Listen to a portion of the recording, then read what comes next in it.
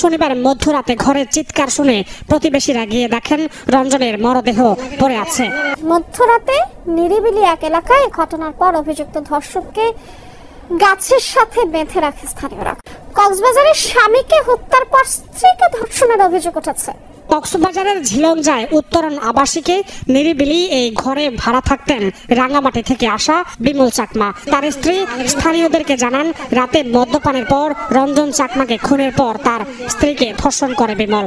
এবং তার দেখার মতে আমরা ঘটনাস্থল থেকে তার যে হত্যাকাণ্ডে ব্যবহৃত দাবি আমরা উদ্ধার করতে সক্ষম হই। চাকমাকে ঘটনাস্থল থেকে পালিয়ে যাওয়ার সময় গ্রেপ্তার করে স্থানীয়রা বিমলকে গাছের সাথে বেঁধে রেখে পুলিশকে খবর দেয়। খবর পেয়ে পুলিশ অভিযুক্ত ধর্ষককে আটক করে। আমার স্বামীরে ওইদিকে জবাই করতে নিয়ে গেছে, এরকম বলে চিৎকার করতেছে। তারপরে একটা মানুষকে এখানে সাধারণ জনগণ যারা আছে তারা আটক করছে। ভুক্তভোগী হাসপাতালে চিকিৎসাধীন।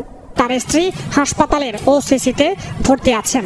ময়নাতদন্তের জন্য মরদেহ পাঠানো হয়েছে মর্গে। ময়নাতদন্তের জন্য নিহতের মরদেহ কক্সবাজার সদর হাসপাতালে মর্গে পাঠিয়েছে পুলিশ।